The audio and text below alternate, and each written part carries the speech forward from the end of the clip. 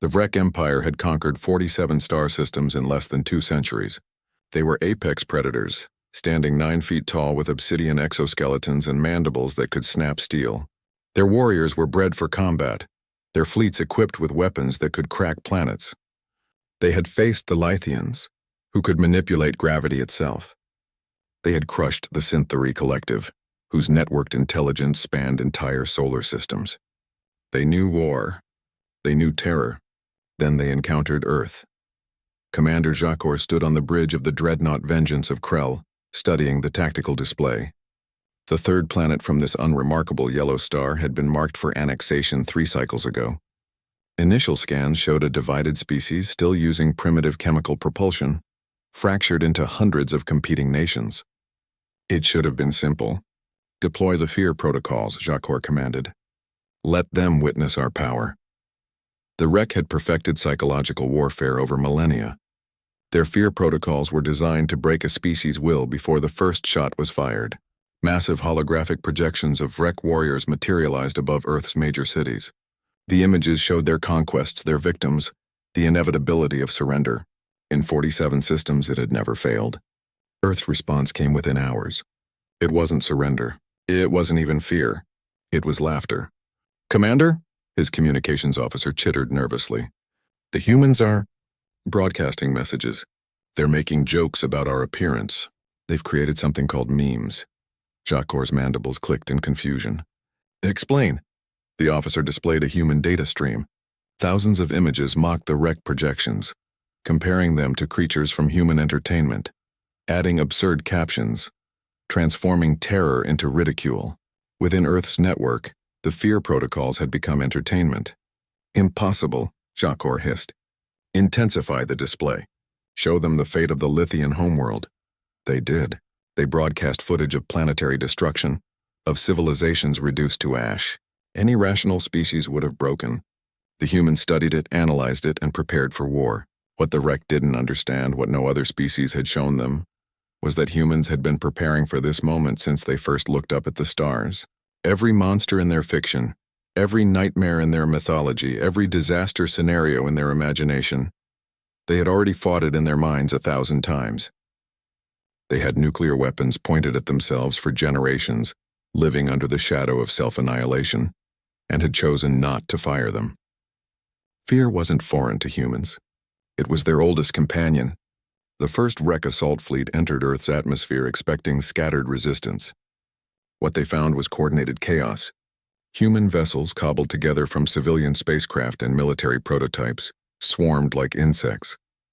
They were inferior in every technical specification, yet they fought with a ferocity that bewildered the Vrek commanders. One human ship, crippled and burning, rammed directly into a Vrek cruiser. Both were destroyed. The Vrek found this irrational, wasteful.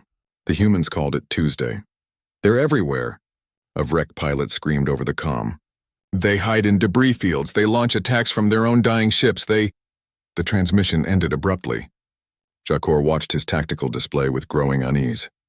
The Vrek were winning by numbers, but the cost was horrifying. Humans didn't retreat when outmatched. They adapted. A squadron of fighters couldn't penetrate Vrek shields, so they stopped trying. Instead, they targeted sensors, weapons arrays, communication nodes. They made Vrek ships blind and deaf, then left them for their fellows to destroy with friendly fire. "Commander, we're detecting unusual activity on the planet's surface," his science officer reported. "The humans are deliberately destroying their own infrastructure." "What?" "They're collapsing tunnels in their cities, demolishing bridges, flooding transportation networks. They're preparing for ground warfare." Jacor felt something he hadn't experienced in 3 decades of conquest. Doubt. They can't possibly believe they can win a ground war against us. But that was the error in his thinking. Humans didn't fight to win. They fought so the enemy would lose. There was a difference. The Vrek deployed their shock troops to Earth's surface expecting quick subjugation. Instead, they found themselves in a meat grinder of urban warfare. Every building was a fortress, every tunnel a death trap, every citizen a potential combatant. Human soldiers fought with a desperation born not of fear, but of absolute refusal to surrender their home, and they were creative in ways the Vrek had never encountered. A human soldier, cornered by three Vrek warriors, detonated an improvised explosive that brought an entire building down on them all. The Vrek died instantly. The humans somehow crawled from the rubble hours later and returned to combat. Humans turned their own cities into weapons. They used chemical plants as bombs, subway systems as ambush corridors, their knowledge of their own terrain as a force multiplier. They broadcast their battles across their networks, not propaganda, but raw footage, so every human could see how to fight, how to resist, how to hurt the invaders. The Vrek had superior technology, but humans had something more primal. The absolute conviction that they would rather die fighting than live kneeling. 3 weeks into the invasion, Jakor received a transmission directly from Earth's surface. It was from a human general, bloodied and exhausted, standing in the ruins of what had been a great city. "You came here to teach us terror," the general said, his voice steady despite his wounds. "But you don't understand, we invented terror. We've been scaring ourselves with stories of monsters since we lived in caves. We've imagined every nightmare, every apocalypse, every extinction scenario, and we're still here." The general smiled, and there was something in that expression that made Jakor's genetic memory scream warnings. "You're just another monster, and we've been killing monsters since before we had language." Jakor looked at his casualty reports. 60% losses. The Council of Krell was demanding explanations. His warriors, bred and trained to be fearless, were reporting psychological trauma from ground combat. Some refused to return to the planet's surface. The Vrek Empire had conquered 47 star systems. Earth would not be the 48th.